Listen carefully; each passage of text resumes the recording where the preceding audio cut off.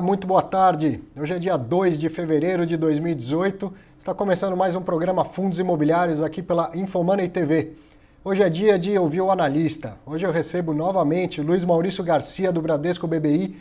Vai falar da visão dele sobre o mercado e, claro, o analista quando vem aqui deixa uma recomendação para você, né? O que comprar, o que não comprar, o que evitar, aonde apostar seu portfólio. Um papo muito bom. Quem já assistiu o Luiz no ano passado já está feliz de saber que é ele que vem hoje. Quem não assistiu vai conhecer aqui um tremendo analista, vai aprender muito sobre fundo imobiliário. Não é só a dica do que comprar ou o que vender, vai aprender muito sobre o mercado imobiliário, tenho certeza.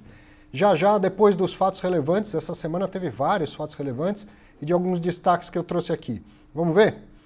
Fato relevante, dia 30, Kinea 2 Real Estate Equity Fee, o KNRE 11, que é administrado pela Intrag, anunciou o grupamento de cotas. Cada 10 cotas foi agrupada em uma.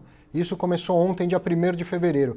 Esse é um evento super comum no mercado, por questões de liquidez, enfim, não muda nada. Você tem menos cotas, elas valem mais. De vez em quando acontece o contrário, que é um split. Você passa a ter muito mais cotas que valem menos. E aí no cômputo geral não mudou nada na sua posição. Mas sempre assusta o investidor. Nas redes sociais hoje eu já vi gente perguntando, nossa, o que aconteceu com o preço, o que aconteceu com a minha posição? Não mudou nada, é só um grupamento de cotas pelo motivo que o administrador expôs lá. Ele acha melhor agora que mudar a cotação aí para um múltiplo, né, 10 vezes mais. Só isso. Não muda nada na qualidade do fundo, nos problemas ou nas qualidades do fundo em relação a isso. Muito bem. Também no dia 30, o CSHG Logística, o HGLG 11, administrado pelo Credit Suisse Reding Grifo, anunciou que concluiu a aquisição de uma SPE que é detetora de um imóvel em Campinas. É um galpão locado para a Air Liquide Brasil. O valor total da aquisição é de 15.636.000 e o valor da locação é de R$ 129.497 por mês. Isso vai ser equivalente a um impacto de R$ 0,38 por cota, 38 centavos por cota. Aí eu busquei lá no Google uma imagem aérea do galpão, ó, você vê lá inclusive aquelas torres, vamos dizer assim, né, de armazenamento de oxigênio, que é o que essa companhia faz. No dia 31 de janeiro, o BB Votorantim Cidade Jardim Continental Tower, o BBVJ11, que é administrado pela Votorantim Asset Management, anunciou que não haverá distribuição de rendimento agora esse mês, né, em 31/1, e explicou que ocorreu uma rescisão de contrato de locação e os valores de aluguel e multa foram distribuídos em dezembro de 2017. Se foi isso que eu entendi, houve uma renda extraordinária em dezembro em função dessa rescisão, isso já foi distribuído e agora em janeiro não tem distribuição. Então vamos aguardar o mês que vem. Também no dia 31, o RB Capital Renda 1, o FIIP 11B, B de balcão, que é administrado pela Oliveira Trust, anunciou o término do prazo de locação de um imóvel que é locado para a Magazine Luiza. Terminou dia 31/1. E o administrador e a consultora imobiliária estão negociando uma renovação. Então o imóvel ainda não está desocupado e o locatário não disse que vai sair, estão em negociação para a renovação. Esse aluguel corresponde a 6,07% da receita imobiliária do fundo. No mesmo dia 31/1, o Vila Olímpia Corporate, o VELOL 11, que é também administrado pela Oliveira Trust, anunciou que houve um inadimplemento por parte de um inquilino, ou seja, um dos locatários não pagou o aluguel. Eles não disseram quem foi, só disse que o valor dessa locação representa 0,04 no rendimento e 9,39% da receita imobiliária do fundo. Claro que o administrador e o gestor estão lá tomando as providências, tentando cobrar esse aluguel atrasado. Bom, três que eu juntei em um só aqui, ó. No dia 31, a CSHG anunciou para 3 fundos diferentes. O Atrium Shopping Santo André, que é o ATSA 11B, o CSHG Top FOF e o CSHG Top FOF 2, que é a administradora, né, o Credit Suisse Reding Grifo, ela comunicou ao mercado que deseja encerrar o contrato de administração. E daqui 90 dias, então, caso não tenham encontrado uma nova administradora, eles vão renunciar à administração desses 3 fundos imobiliários. Mais um fato relevante, CSHG Louveira, o GRLV 11, também administrado pela CSHG, anunciou a redução da taxa de administração e da taxa de gestão a partir do dia 1º, que foi ontem. A taxa de administração sai de 1 para 0,6% ao ano sobre o valor de mercado e a de gestão muda de 0,30 para 0,15 ao ano também sobre o valor de mercado. Então, no total, esses dois custos que somavam 1,3%, eles caem para 0,75%, o que representa uma redução de 42% no custo, né, de administração e gestão. Significa mais dinheiro chegando até o cotista. Aqui não é um fato relevante, é um comunicado ao mercado. O Fábio da Alianza, o Fábio Carvalho esteve aqui, você assistiu na semana passada. Ele me avisou ontem, quando eu estive no programa, os imóveis opcionados ainda não estavam comprados. Agora a gente já terminou a transação, os imóveis de fato agora pertencem ao fundo imobiliário, a Alianza Trust e Renda Imobiliária, e aí ele me pediu para comunicar aqui, está feito então o comunicado. Não tem mais a opção em si, agora já tem a propriedade que pertence ao fundo.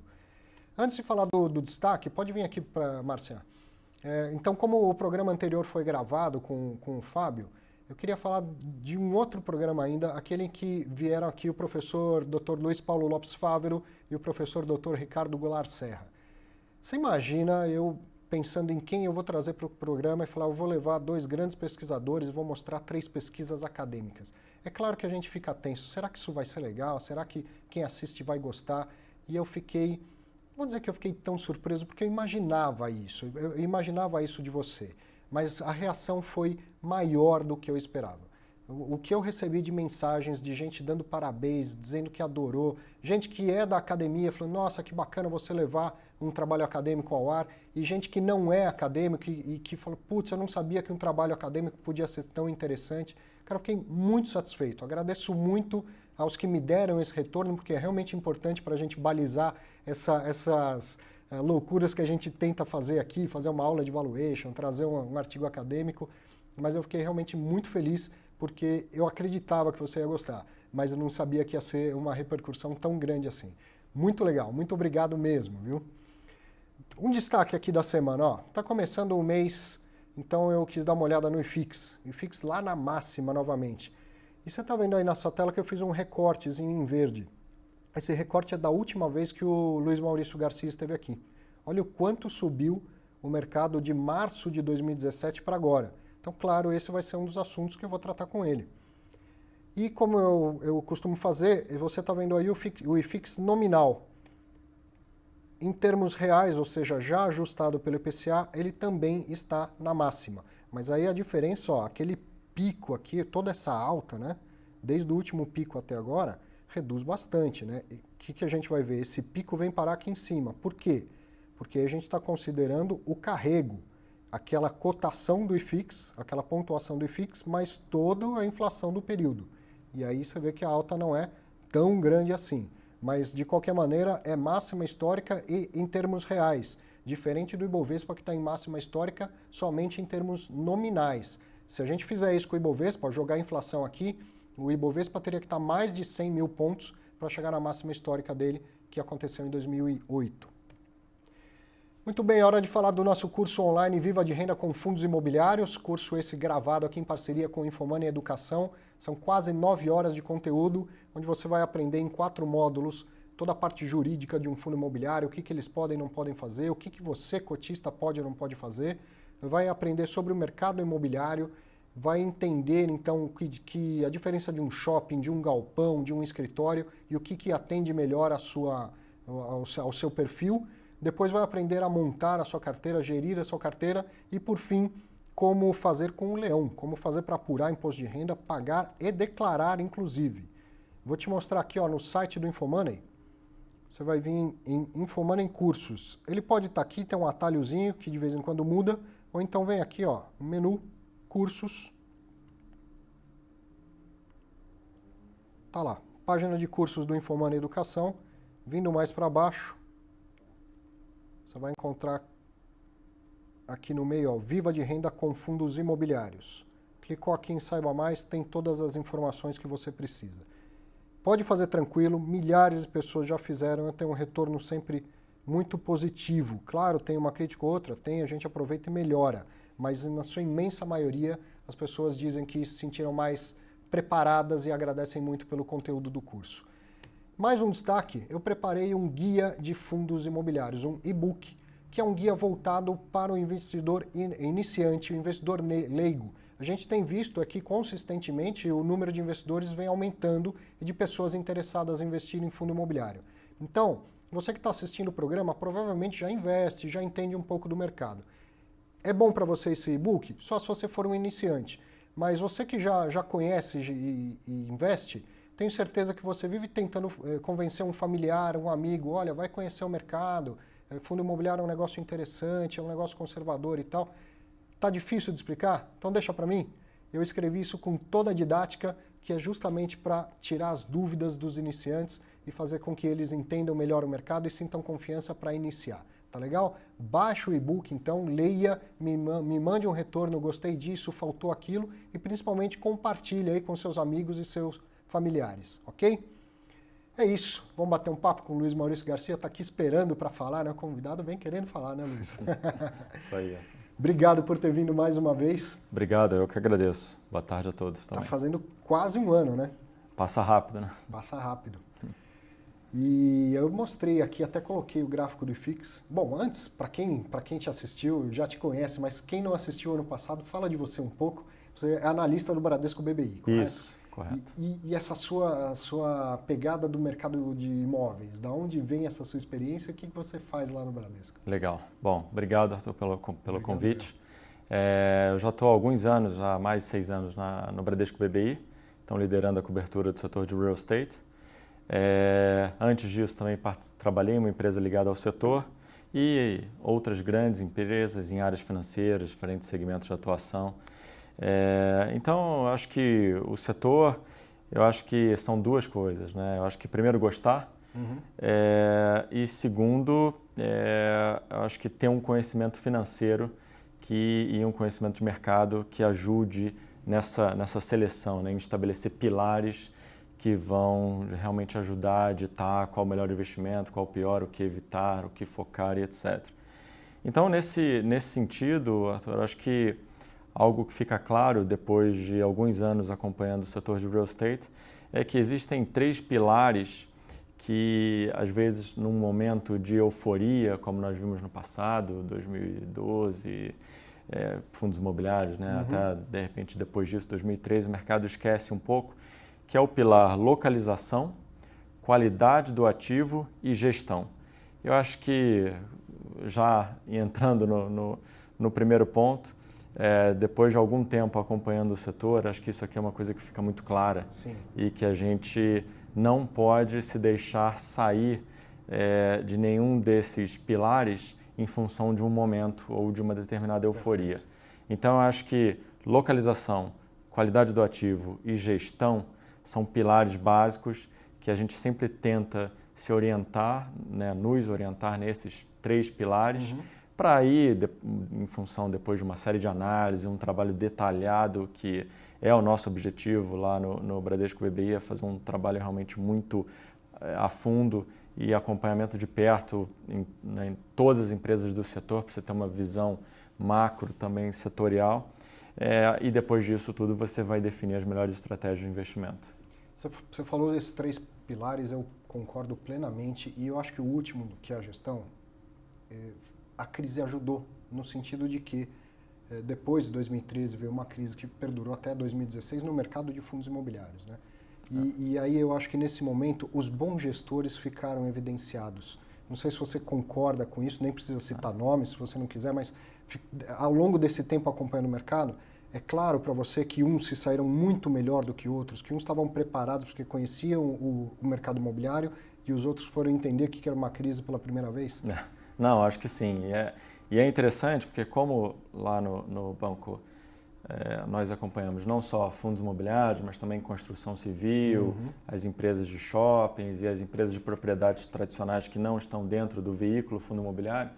Então isso fica muito claro, né? Nós vemos, como você bem colocou, não só no fundo imobiliário, mas dentro de um âmbito global, do mercado imobiliário como um todo, que isso se repete continuamente, né? Então, muitas vezes um investimento que ele se mostrava bom num momento de mercado, né, indo tudo bem, é nesse momento que você realmente difere melhor as empresas e difere melhor e você evidencia as estratégias, né? Então, eu acho que o importante, a economia é cíclica, o real estate, né, o setor imobiliário, ele é ainda mais cíclico, ele é alavancado, né, ele tem um beta maior ainda a esse efeito cíclico do macroeconômico, também todo um ciclo de desenvolvimento, de oferta e retração de oferta que afeta muito o segmento imobiliário, isso é interessante. E então, eu acho que como os ciclos às vezes eles são longos, muitas vezes o mercado ele esquece o que aconteceu no ciclo anterior. Até porque o fato é que nós viemos para um outro patamar de país, fundos imobiliários era uma novidade, né, para o mercado como um todo. Então, eu acho que isso tudo nos faz ter sempre disciplina para escolher os investimentos, né, independente do cenário. Sim. Bom, eu vou pedir para a Márcia pôr na tela novamente. Olha lá, o que aconteceu nos últimos 11 meses desde que você esteve aqui. Uma alta bem expressiva do IFIX. Quase 12%, eu anotei antes da gente vir para cá. Ainda é momento de investir em fundo imobiliário ou essa alta falou, agora o negócio é bom, mas o preço está caro? Não, acho que é o momento, por 3 razões. Pode trazer de volta, viu, Marcinha? Primeiro, acho que primeiro ponto, num momento de alta expressiva da Bolsa, que é o que acontece agora, às vezes o investidor pode ter até a sensação que ele está perdendo essa alta, ele poderia estar mais exposto à Bolsa do que era fundo imobiliário. Vamos dizer, imaginando esses dois veículos de investimento, né? Aqui, vamos colocar aqui, uma vez que num cenário de renda fixa de juros mais baixo, né, Selic mais baixo, vamos imaginar que o investidor ele está procurando outras opções, né? E temos 2 opções aqui interessantes.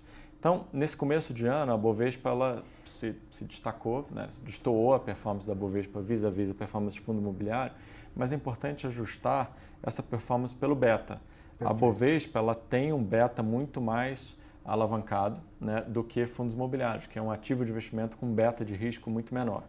Então, basta ver hoje, né? O risco do Ibovespa é maior do que o risco do IFIX? É muito maior. Então, porque o risco é maior, ela tem que compensar esse risco, tem que subir mais mesmo, né? Então, nós fizemos um estudo no mês passado, quando você ajusta o retorno pelo risco esperado, né? Que tradicionalmente nós fazemos isso na análise de qualquer empresa, nós fizemos setorialmente, o retorno acumulado do IFIX, ele acaba sendo superior ajustado por risco, do que o do Ibovespa. Então, acho que o Ibovespa tem tido uma performance volátil, a tendência tem sido para cima, a gente segue, vamos dizer assim, otimistas em relação ao índice lá no banco também, mas é muito mais volátil, né? Basta ver o que está acontecendo hoje, os mercados globais todos realizando e isso afetando o Brasil, né? Então, e quando a gente olha o fundo imobiliário, ele tem uma volatilidade muito mais baixa. E é importante colocar que não basta comparar só o índice, né? O fundo imobiliário é importante olhar o índice num aspecto de retorno total, que é a valorização do índice e isso incluindo o dividendo recebido. Como existe um pagamento de dividendo mensal, isso também já vai compondo uma remuneração que, no caso da maioria das ações listadas em bolsa, o dividendo é muito pequeno. Né? Então, não acontece essa remuneração via dividendos. A remuneração é principalmente via valorização de cotas. O fundo imobiliário, a componente de dividendos, muitas vezes ela é até mais importante, né, do que a valorização da cota em si. Então, para os fundos imobiliários, mesmo com essa alta expressiva do ano passado, né, eu estou fazendo um recorte de 11 meses aqui, mas foi quase 20, né, ao longo de 2017 de alta o IFIX. Isso. Ainda dá para entrar, claro, selecionando ativos com critério, mas ainda dá para entrar e comprar fundos imobiliários. Ainda dá para entrar. Nós vamos abordar aqui 3 temas né, de foco para 2018, mas o que nós vemos é que o mercado de fundos imobiliários, quando olhamos corporativo, escritórios corporativos de São Paulo, shoppings, os aluguéis caíram muito. Então, hoje, muitas vezes o investidor ele está olhando o yield, né, o dividendo corrente, qual o retorno dele hoje, mas é importante lembrar que hoje ele está entrando com um retorno que ele está deprimido em função da redução de aluguel que aconteceu durante a crise. Então, se nós imaginarmos que daqui para frente o aluguel ele tende a subir, e mais do que a inflação, né, porque onde haverá escassez de oferta aqui na região da Faria Lima, shoppings bons e bem localizados, eles tendem a gradativamente ir retirando o desconto que foi concedido aos lojistas. Então, isso tudo reverte no rendimento desses fundos, que vai reverter no pagamento de dividendos. Certo. Então, é importante colocar que muitas vezes, por isso que a gente entra na questão da análise.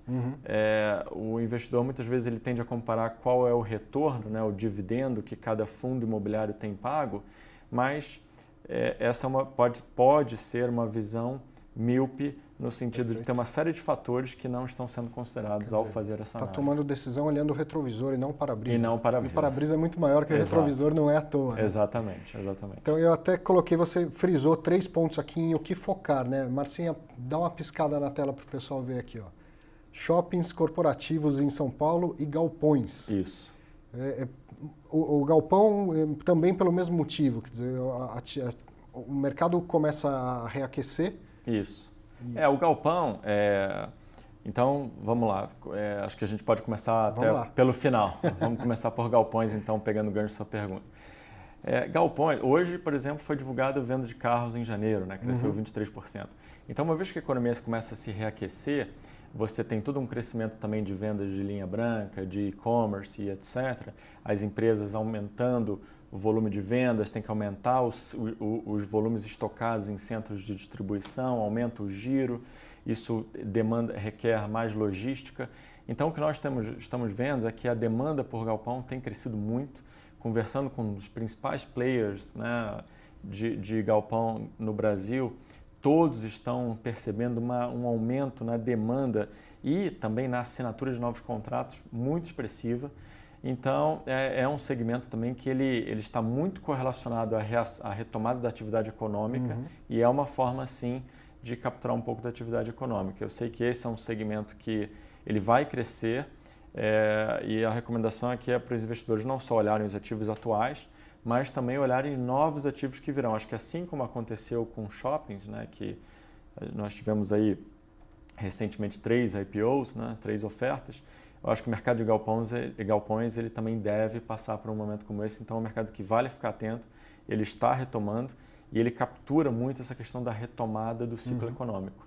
Tem muita vacância, mas tem muita diferença de qualidade entre os galpões. Tem muita diferença, né, de qualidade. Por exemplo, um que você mencionou hoje, o GR Louveira, a cota, quando eu estive aqui na última vez, a cota estava a 1.000, ela é uma cota que está hoje a 1.260, né? Então ela subiu 26% fora o dividendo distribuído, então, ou seja, ele deve ter tido um retorno total acima de 30% em um ano, alugado para a Ambev. Então, eu acho que assim, no galpão existem muita diferenciação de qualidade. Então, altura de pé direito, localização, resistência do piso, porque isso permite você verticalizar mais a estocagem.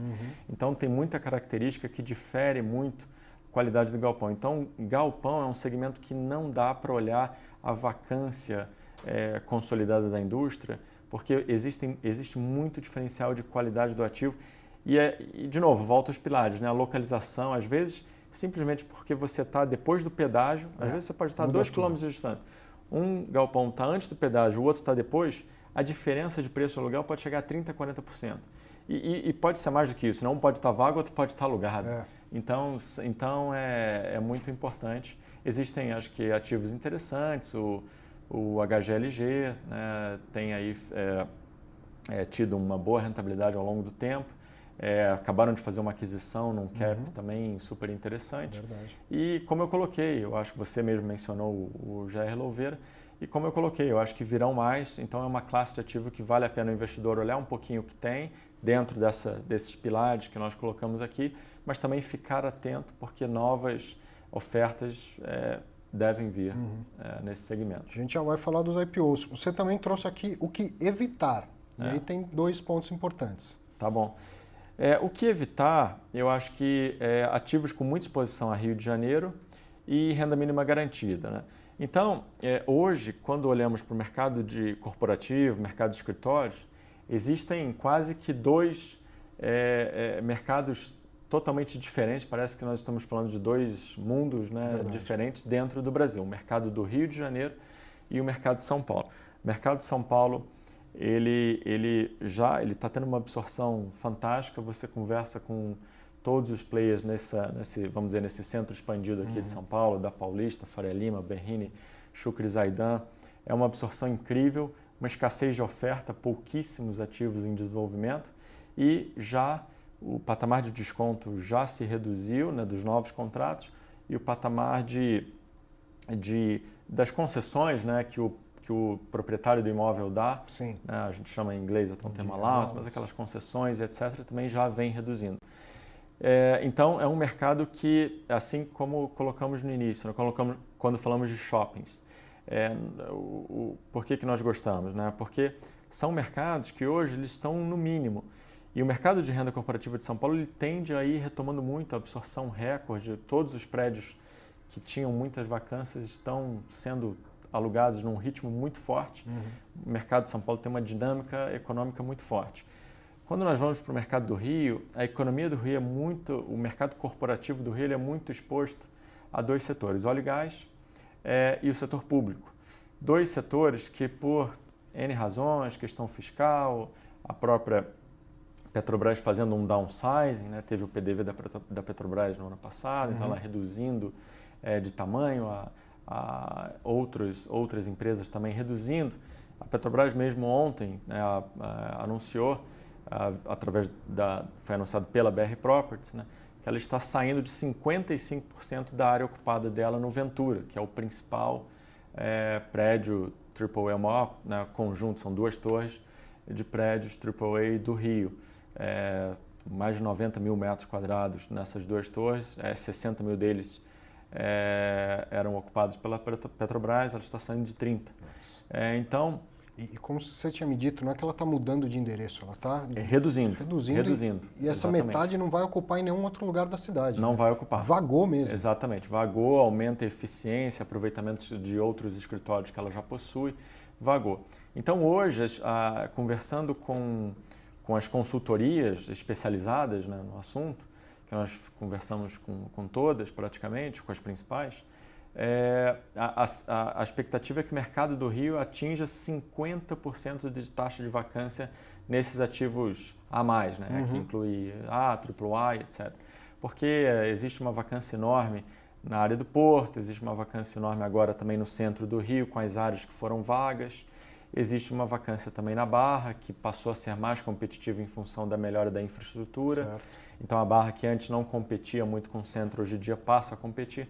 Então, em um mercado onde há 50% de vacância, não tem como, né? O que nós consideramos vacância, mão, né? o que nós consideramos uma vacância de equilíbrio de mercado é em torno de 10%. Abaixo de 10% é um mercado muito bom, né, onde fica claro que preços vão subir, e acima de 10% aí depende da circunstância, né? Eu acho que é se avaliar caso a caso, mas fato é que com 50%. Alguma coisa, né, podendo bater em 50%, é uma vacância muito alta. E então a nossa recomendação é evitar ativos com grande exposição a Rio e continua naquela mesma linha também de evitar ativos com renda garantida, né? Agora, a gente tem grandes fundos que têm exposição ao Rio, né? Não é zero exposição ao Rio de Janeiro, até porque a cidade continua funcionando, né?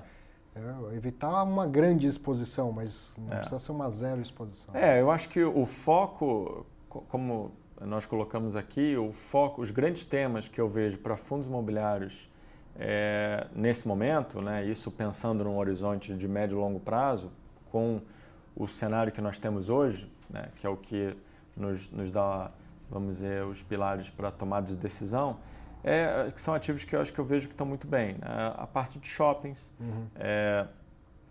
nós temos, né, vendo de novo que são uma seleção na qualidade do ativo, mas acho que são um perfil de ativo interessante. Shoppings no Brasil, diferente do que acontece lá fora, ele tem muita vantagem competitiva, né? No Brasil há a questão um pouco da insegurança, então as pessoas se sentem confortáveis, né, de irem consumir dentro de shopping, um ambiente. Tem a questão do clima também, a questão da segurança é super importante. Então, diferente dos Estados Unidos, né, a gente tem visto esse setor de shopping sofrendo, porque lá tinha um número de shoppings muito grande, muitos shoppings afastados dos grandes centros consumidores, e esses shoppings estão sofrendo porque o consumidor não quer mais ir lá, aquilo que ele comprava lá, às vezes era um shopping muito ancorado, então ele compra por e-commerce. O e-commerce nos Estados Unidos ele é super eficiente, você tem entrega no mesmo dia. Não é o nosso caso, a gente tem uma infraestrutura ainda que ainda depende de muito investimento, muita melhoria. Então o nosso e-commerce também ainda não é tão eficiente quanto o e-commerce americano. Somado a isso, a questão da segurança faz com que os shoppings aqui no Brasil ele tenha um atrativo perante o varejo como um todo muito interessante. Ele passou a ser um centro de destino de consumo, de serviço, de lazer.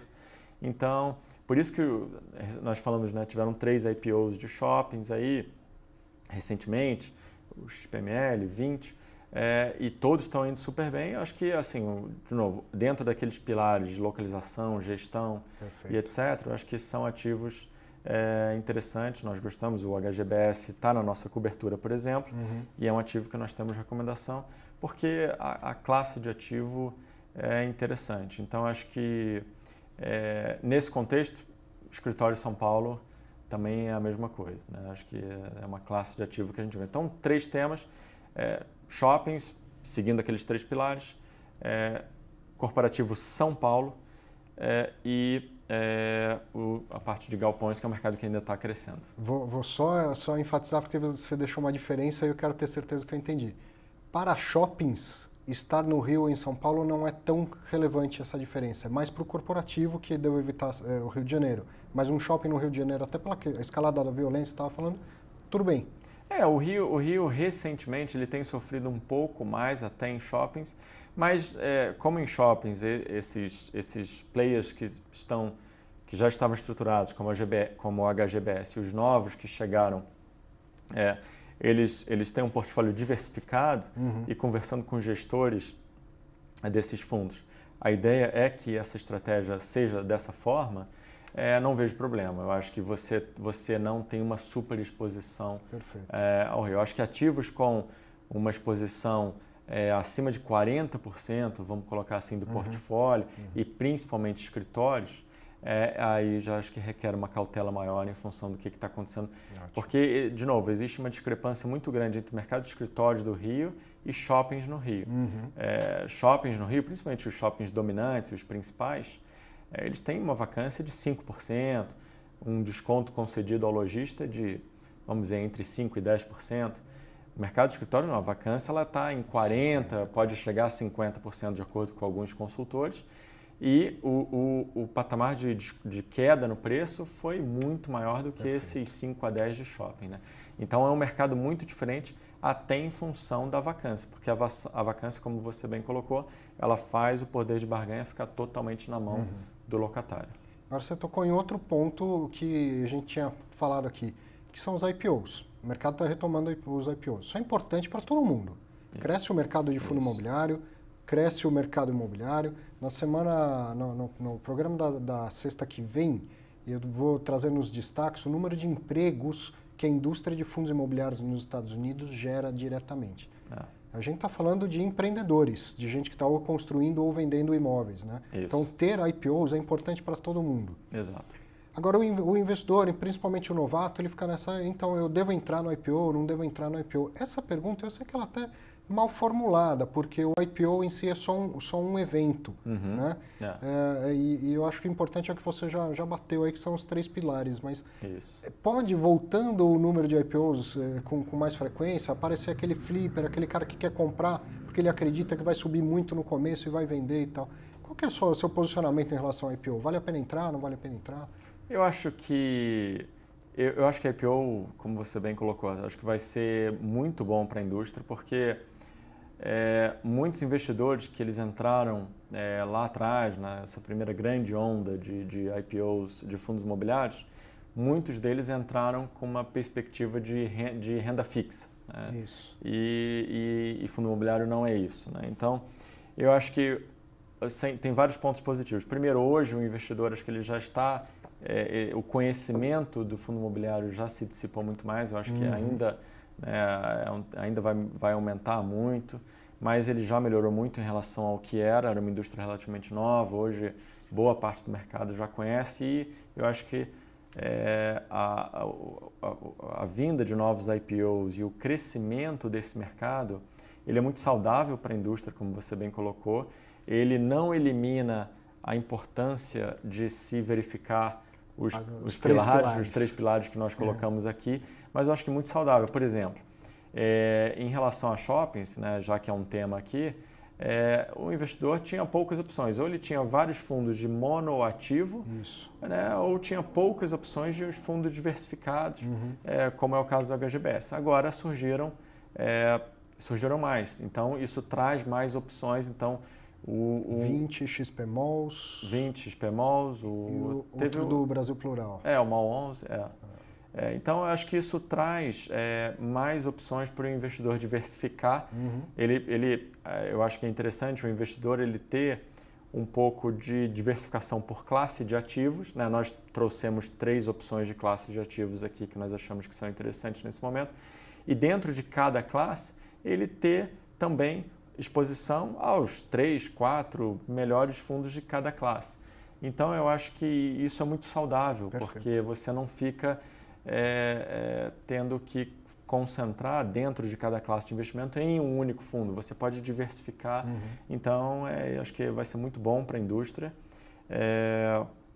Isso, eu acho que o fundo imobiliário, né, como um investidor, todos nós sabemos, mas não vale reforçar, né? Ele tem uma eficiência tributária muito grande. Então, eu acho que isso também é uma forma, né? Acho que como opção de investimento, a razão pela qual nós, lá no Bradesco, gostamos bastante do produto como recomendação, né, para o mercado, para os investidores, etc., realmente nós, selecionando bem, nós vemos isso como uma boa opção de investimento e com várias vantagens competitivas vis-à-vis outros investimentos, né? Você poder investir num shopping, que muitas vezes, dependendo da localização, são dezenas ou centenas de milhares, né? São centenas de milhões de reais, e o investidor tem a opção de investir a partir de R$100, né? Então, eu acho que é muito saudável para a indústria, a gente realmente gosta muito. Atendendo aqueles pilares, eu acho que isso vai ser muito bom. E eu acho que essa indústria só tem a crescer, porque quando nós vemos o estoque de investimento em renda fixa hoje no Brasil, vis-à-vis ao que há investido em renda variável e fundos imobiliários, tem muito para andar ainda. Tem muito para andar. Tem muito para andar. Bom, agora 2018 é ano de eleições. Eleições no mercado de bolsa a gente sabe como é, né? Tô rico, tô pobre, é o tempo todo, a cada notícia, a cada pesquisa e tal, né? E no mercado de fundos imobiliários, você também fez um estudo a respeito disso, a volatilidade do IFIX em relação ao Ibovespa no período eleitoral. Isso. Esse é um ponto interessante, como você bem colocou, Arthur. Ajustado a risco e trazendo essa volatilidade como uma componente importante em uma decisão de investimento, o fundo imobiliário ele traz uma segurança grande em um ano que ele pode ter volatilidades em função do cenário político, do cenário externo e de vários outros fatores que influenciam o mercado de capitais. Então, eu acho que é mais uma vantagem. E outra questão que nós vemos é que, como aqui uma componente importante do retorno total do investimento ele vem via dividendos, e ele também traz essa possibilidade do investidor ele já capturar só no dividendos, independente da performance da cota, um rendimento que hoje, na maioria dos fundos, ele já é superior à Selic, à taxa Selic. Então, eu acho que, por esses fatores, eu acho que, primeiro, o retorno ajustado a risco, né, que ele tem se mostrado superior até mesmo ao da Bolsa, né, num prazo mais longo, né, salvo picos como o de janeiro, mas num prazo mais longo. O dividendo alto, que ele traz uma componente já do retorno todo mês para o investidor. Então, você não fica só sujeito à variação da cota.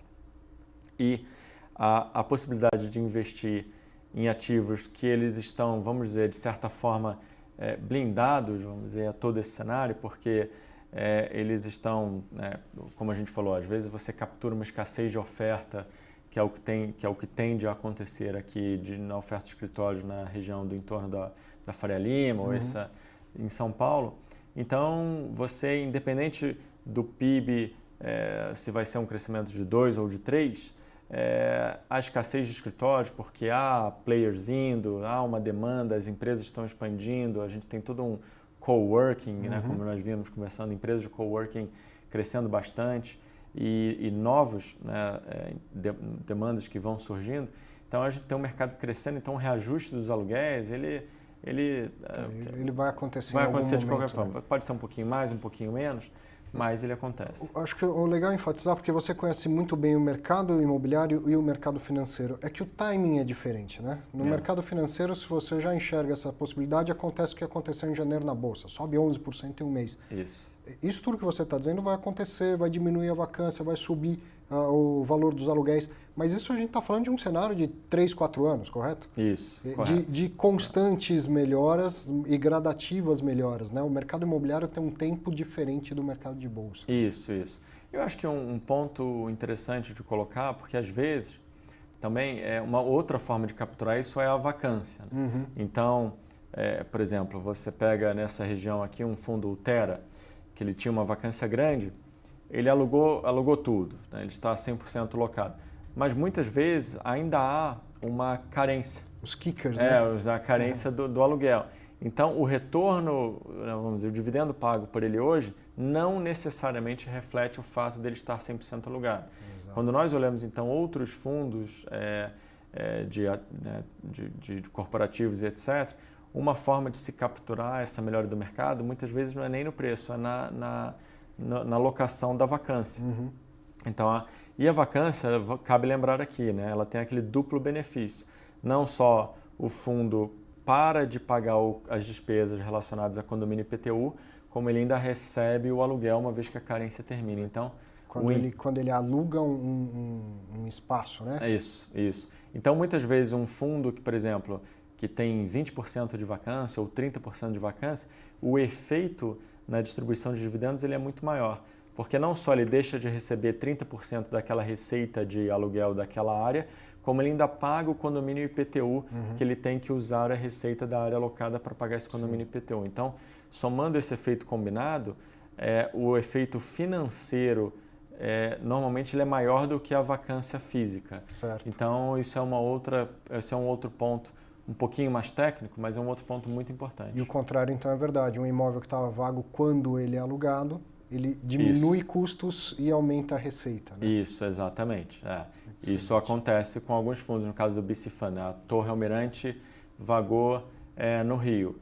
Então, enquanto vago, o fundo tem que pagar o IPTU quando o condomínio der a vaga. Então, não só ele perde a receita de aluguel, como ele ainda tem que usar receitas provenientes de outros ativos, ou daquele mesmo, se ele tiver parcialmente alugado, para pagar o condomínio IPTU da área vaga. Né? Então, o contrário também acontece. Bom, por fim, vem analista aqui, todo mundo quer saber de alguma recomendação. Você já falou de várias, na verdade, ao longo do nosso papo. O que você recomenda hoje? Os clientes, quando recebem um relatório, têm uma recomendação de compra, de venda nesse momento, de ativos específicos? Temos uma recomendação, acho que a gente falando de forma, aproveitando os nossos 3 temas, como colocamos aqui, alguns ativos se enquadram nesses temas, o HGBS, que é um fundo que nós cobrimos, o XPML, como você mencionou, é um fundo que tem essa mesma característica de diversificação de ativos e etc., dentro do segmento de shoppings. Segmento de escritórios, São Paulo, região da Faria Lima, que é uma região que está muito forte, tem desde um campus Faria Lima, que é um fundo que tem um rendimento mais baixo, mas um contrato de locação muito longo, até ativos localizados no entorno, como nós, citando exemplos aqui, colocamos o Terra, o FVBI, o D1, o HGJH, né? Então você consegue com isso ter exposição à região da Faria Lima via diferentes fundos. Né? Nós lá também temos dentro da área de logística, né, o HGLG, que é um fundo que está na nossa cobertura, como você mencionou, o GR Louveira, e eu acho que é um setor de galpões que também haverão novos novas plataformas, né? Acho que tem outros fundos que atendem aqueles 3 pilares que são bem interessantes também. Se não me falha a memória, ano passado você fez um alerta em relação ao BC Fund. Isso foi em março do ano passado. E hoje, ele permanece hoje. Você entraria no BC Fund? Não. Nós escrevemos sobre isso quando houve aquela proposta né, de compra pelo BC Fund. A nossa interpretação é que na proposta ela precifica um dividendo para o investidor de 4%, é muito baixo, né? Então a nossa, vamos dizer, recomendação naquele momento foi o investidor aceitar, porque havia sido convocada uma assembleia que depois posteriormente foi cancelada. Isso. Mas a nossa orientação, a nossa recomendação, né, naquele momento foi o investidor aceitar, e uma vez ele pegando o recurso, né, proveniente daquela venda, ele poderia reposicionar em ativos melhores, por exemplo, dentro desses 3 temas que nós colocamos aqui, corporativo São Paulo, shoppings e etc. Então, nós seguimos cautelosos em relação a ativos com grande exposição ao Rio, e é o caso do BC Fund. O próprio Torre Almirante também era uma área ocupada pela Petrobras, assim como acabou de acontecer ontem no Ventura, que é um ativo de propriedade da BR Properties. Então, nós já havíamos comentado também no passado de Edifício Galeria, recomendando o investidor a sair, e é um fundo que sofreu muito em função disso, né? Nós temos uma recomendação de venda, nós vemos o Edifício Galeria vir lá eu não lembro agora se chegou a superar 100, mas ele veio de 100 para abaixo de 50. Então, sim, eu acho que nós seguimos cautelosos em relação a ativos com grande exposição a Rio, sim. Muito bom. Infelizmente, nosso tempo está no fim. Você, quando vem aqui, sempre deixa muito mais do que recomendações. No ano passado, você falou da questão do shopping, que ele se aproveita do adensamento e do passar do tempo, em diferença do corporativo. Dessa vez foram esses 3 pilares. Por mim, eu queria trocar a vinheta do programa por você falando quais são os 3 pilares. Porque é isso que o investidor tem que ter em mente sempre. Tá certo. É para entrar no IPO ou fora do IPO, não importa. O que importa é o que tem lá dentro. Exatamente. E o que tem lá dentro tem 3 pilares. Localização, qualidade do ativo e qualidade da gestão. Isso. É isso. Eu tenho certeza que você já ganhou muito assistindo esse programa hoje. Isso aí. Muito obrigado, Luiz, mais uma vez. Obrigado, e a gente precisa marcar isso com outras participações, com certeza. Com certeza. Obrigado. Para você, um bom fim de semana e um grande abraço. Até semana que vem, hein?